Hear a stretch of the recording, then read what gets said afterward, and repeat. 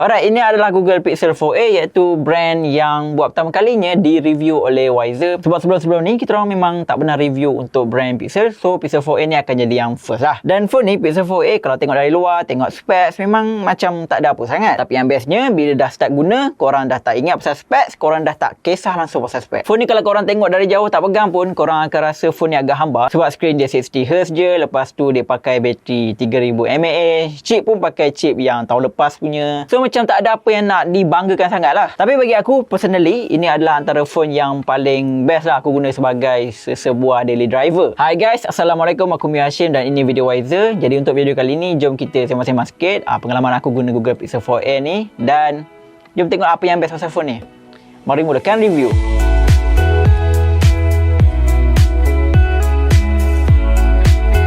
So Pixel 4a ini sebenarnya adalah dalam kategori mid-range dalam line up Pixel yang biasalah. Dan kalau dibandingkan dengan Pixel 4, Pixel 4 XL tu dia agak jauh sikit dari segi penawaran spesifikasi. Jadinya Pixel 4a ini adalah smartphone yang simple dengan resepi yang mudah. Dia ada kamera yang cantik, software yang ringan.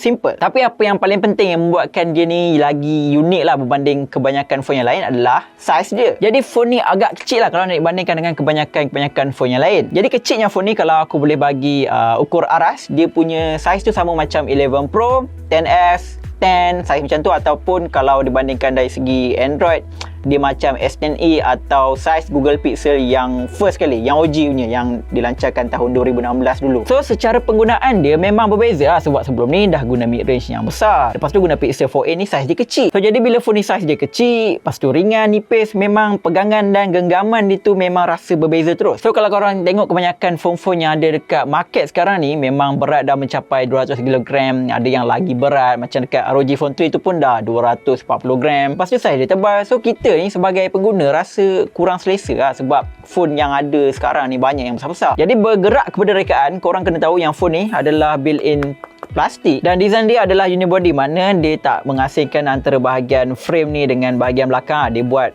full terus cover. So plastik ni macam ada setengah orang cakap dia nampak murah, dia nampak macam mainan sangat, tapi bagi aku tak adalah terlampau macam nampak dia murah lah sangat. Lagipun benda tu macam menyumbang ke arah keringanan phone ni. So aku tak ada masalah even phone ni nampak plastik kan. Tapi untuk finishing dia macam ada masalah sikit lah bagi aku, sebab kotak yang digunakan belakang ni matte, dia macam ala-ala kain lembut nipis. Dia memang sedap bila pegang, lembut-lembut je kan. Tapi bila start tangan korang dah berpeluh ke kan, sebab peluh kan ada minyak kan, bila tangan tu minyak tu memang senangnya melekat dekat belakang ni. So memang annoying sikit lah. Kalau ikutkan phone yang sekarang ni memang dah banyak guna yang kaca. So bila dah ada minyak ke cap jari pun melekat tu, senang saja nak sapu. Ni kalau guna plastik ni, dia senang melekat. So kalau korang pegang pun dia macam licin-licin tu. Dan lagi satu, untuk jangka masa panjang, belakang ni aku tak rasa still akan cantik sebagaimana yang korang mula-mula beli dulu. Dia lambat laun mesti akan jadi kotor, berminyak, buruk. Memang dah tak cantik lah macam mula-mula. Jadi solutionnya ada, kena pandai-pandai cari case lah. Jadi disebabkan physical dia ni kecil, so skrin yang digunakan pun kecil juga lah, 5.81 inci. So resolution dia hanya setakat FHD Plus saja dan 60Hz. Yes, aku aware dia cuma 60Hz, tapi bagi aku tak ada masalah pun nak guna phone yang 60Hz. Dan setakat phone tu ada 60Hz, takkanlah phone tu terus kita nak decide dia tak payah beli kan. Dan panel yang digunakan adalah AMOLED, so dari segi kontras, viewing angle tu memang cukup lah kan, panel AMOLED kan, nak kata apa. Jadi sebagai rekod, kalau sebelum ni kalau korang pernah ikut line up Pixel lah, bahagian depan je mesti problem. Pixel 1 bezel dia tebal, Pixel 2 skrin tu panel dia tak elok, Pixel 3 XL skrin color dia bagus, cuma itulah takut dia besar jamban pula. Dan kebanyakan ada Pixel 4 XL yang tu jendol pula besar. Dan sampai kepada Pixel 4a,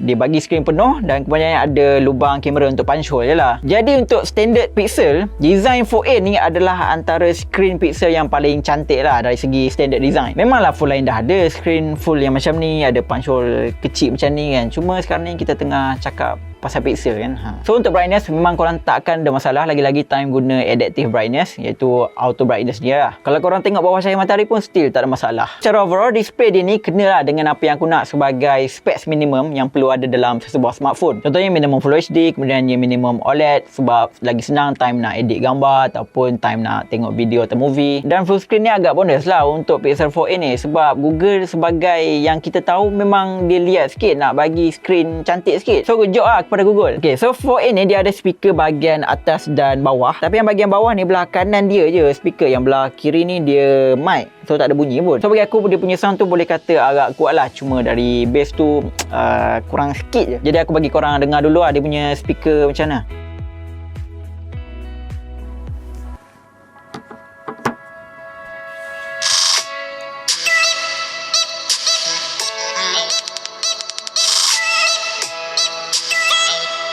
Kalau macam sekarang ni volume yang aku buka ni adalah volume yang paling kuat. So dia agak macam nak bingit lah, tapi tak adalah terlampau memekik sangat bunyi dia kan.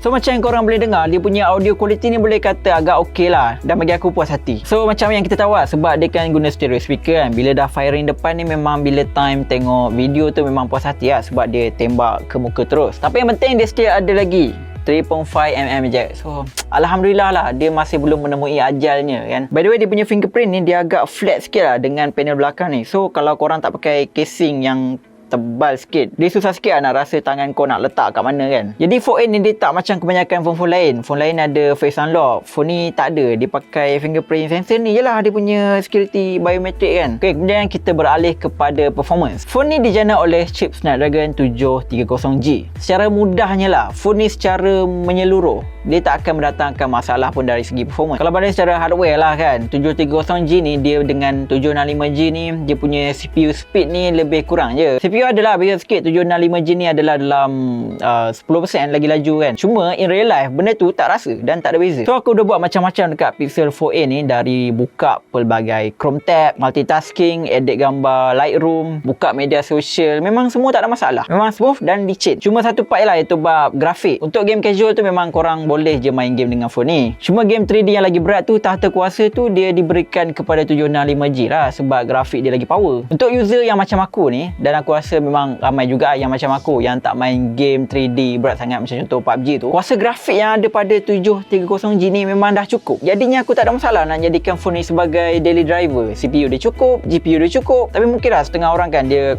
concern pasal 5G kan, sebab chip 730G ni dia tak support 5G. So kalau korang duduk kat US, mungkin lah 5G ni antara benda yang korang perlu fikir banyak kali lah sebelum decide nak beli sesuatu phone. Tapi kalau kat Malaysia ni, korang faham-faham je lah, mungkin 4-5 tahun lagi kan baru benda tu 5G tu baru nak hidup. So sekarang ni kita nak sembang pasal kamera. Model kamera dia ni ikut perangai abang dia lah, Pixel 4 dengan Pixel 4 XL. Dia pakai design petak segi 4, dan model kamera dia ni tak adalah terlampau keluar sangat lah, dia just nice je lah, sebab phone ni nipis. So untuk kamera memang aku tak nak cakap banyak lah, sebab dia punya performance tu memang super duper bagus, terutamanya untuk pencahayaan ekstrim macam HDR ataupun low light. Yes, walaupun just guna satu lens je 12 megapiksel. So style fotografi dia ni lebih kurang macam iPhone SE lah. Phone dia kecil, lepas tu just point and shoot je, tekan pegang sebelah tangan pun rasa macam tak cuak nak jatuh kan. Jadi benda yang best pasal Pixel 4a ni adalah dia punya shutter ni, bila korang tekan dia adalah instant tau. Time korang tekan tu adalah time gambar tu dia ambil. Dia tak ada berlenggang kangkung, bila tekan dia just terus snap. Cuma dari segi processing tu, kalau korang macam contoh datang daripada phone yang mahal-mahal pakai chip flagship Snapdragon ke pakai iPhone yang mahal-mahal tu, memang skala processing dia tu boleh dikatakan agak slow lah. Even iPhone SE tu pun lagi laju dia punya processing gambar. Untuk aku tak adalah terlampau slow sangat, dan pada masa yang sama tak adalah laju sangat. So faktor utama yang sebabkan dia ni processing yang agak slow adalah disebabkan dia ni tak ada chip Pixel Visual Core. Jadi untuk pengetahuan korang, chip Pixel Visual Core tu ada dalam Pixel 2, Pixel 3, Pixel 4 yang digunakan untuk processing gambar. Jadi kerja memprocessing gambar tu dia tak bagi sepenuhnya kepada chip Snapdragon tu kan. So dia bagi sikit kepada Pixel Visual Core. So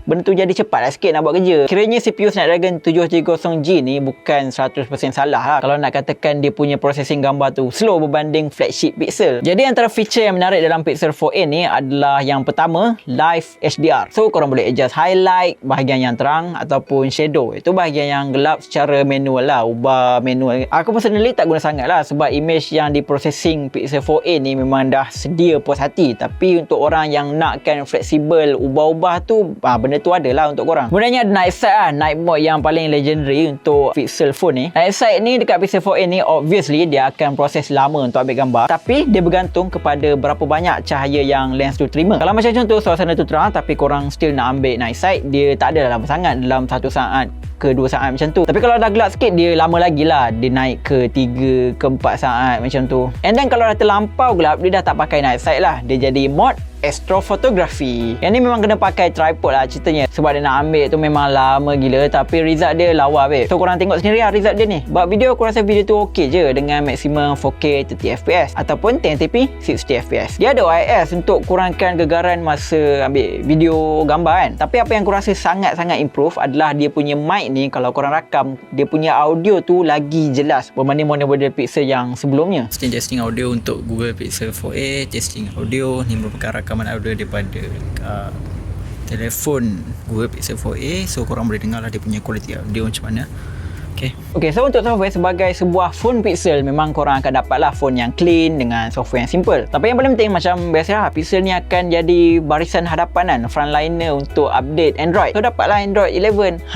Kalau sebelum ni aku guna Android 10, minimum SOT screen on time yang aku dapat adalah 5 jam dan penggunaan 1 hari lah. Tapi tu minimum. Kalau average dapat 6 jam, 6 jam setengah SOT dia. Akan tetapi bila dah start guna Android 11 ni, SOT dia lagi padu sikit. Dia akan naik ke 7 jam SOT macam tu. Banyak kali juga dapat 7 jam. So aku rasa macam Android 11 ni macam lagi efisien ke apa kan. Tak tahu apa Google sumbat kan, bateri tahan lagi lama. Sebab kalau nak diikutkan, bateri dia ni 3140 mAh. Kecil je kot 3000. Bukannya besar mana, bukannya 4000, bukannya 5000. Tapi walaupun kecil macam ni, still boleh dapat bateri life yang bagus. Jadi aku tak ada masalah dan aku tak meroyan sangat lah kenapa Google tak sumbat bateri yang besar-besar gedabak kan. Kalau dalam kebanyakan masa lah, kalau korang tak buat aktiviti sangat, sibuk ke buat kerja benda kan, korang dengan senang je lah dapat bateri life yang cecah 2 hari. So agak rare jugalah untuk bateri kecil macam ni. Tapi dengan syarat jangan main game yang berat-berat sangat lah. Casual tu boleh je, game yang ringan-ringan sekadar mengisi masa lapang kan, boleh je. So macam biasalah, bila main game yang heavy grafik ni, dia drain tu agak laju sikit lah. Macam contoh kalau korang main Asphalt 9 ke PUBG Mobile ke. Dan lagi satu, chip ni bahagian GPU dia lah, tak adalah power macam 765G ataupun flagship level untuk main game grafik tinggi. Dan bagi aku sendiri pun tak ada kalau kita nak lenjan 4A ni buat main game, sebab phone ni bukannya target spesifik untuk main game kan, bukan untuk gamer. So kalau korang nak main game boleh, tapi kena beringat lah, jangan main lama sangat, jangan main game yang berat sangat. Casual, simple je. Okay, so sebelum aku bagi kesimpulan Pixel 4a ni untuk siapa, korang semua kena faham yang Pixel 4a ni dia tak dijual secara rasmi di Malaysia. Tapi bukan bermaksud korang tak boleh beli. Harga jualan yang certain seller jual tu, dia import daripada US set ataupun Singapore kan, adalah dalam 1.8K mencecah ke 2K. Tapi kalau korang nak beli, korang buat research sendiri dulu lah, yang tu atas risiko masing-masing. Okay, so untuk kesimpulan dia, bagi aku spesifikasi dia ni cukup untuk sebuah daily driver. Korang minat kamera yang cantik dan reliable, software simple, update pun cepat. Lepas tu bukan jenis atlet e-sport yang main PUBG 6 jam straight kan. Dan yang paling penting, size. Nak phone size kecil, Pixel 4a ni antara yang menarik lah untuk korang guna. Memang kalau kita compare dengan phone lain, specs by specs, Poco F2 Pro ke, iPhone SE, lepas tu OnePlus Nord, memang ada yang diorang nampak lagi berbaloi kan berbanding beli Pixel 4a ni. Macam iPhone SE mudah je, nak iOS ambil lah SE. Kalau korang nak spek sepuas hati lagi, ambil lah Poco F2 Pro, ambil lah OnePlus Nord, bateri tahan lagi lama. Untuk Pixel 4a ni bateri dia tak adalah tahan lama macam kebanyakan phone lain kan. Tapi kalau dah bateri life SOT yang 6 jam tu tak ada mendatangkan masalah dekat aku kan, cukup dah kan. Selagi phone tu tak menyusahkan korang bila korang guna. Jadi untuk orang yang simple-simple nak guna phone Android tapi specs basic dia cover full untuk penggunaan harian, Pixel 4a ni antara phone yang sesuai untuk korang. Jadi sekian tu saja untuk video kali ni, review Google Pixel 4a dari aku, Mio Hashim. Moga bertemu lagi dalam video akan datang. Assalamualaikum. Alright guys, dengan itu lunaskan tanggungjawab korang dengan subscribe Wiser Mind dekat atas ni. Lepas tu kalau korang rasa macam gian sangat nak tengok video Wiser kan, so ada 2 link kat sini. So korang tekan ni mana-mana link. Dan guys, jangan lupa subscribe.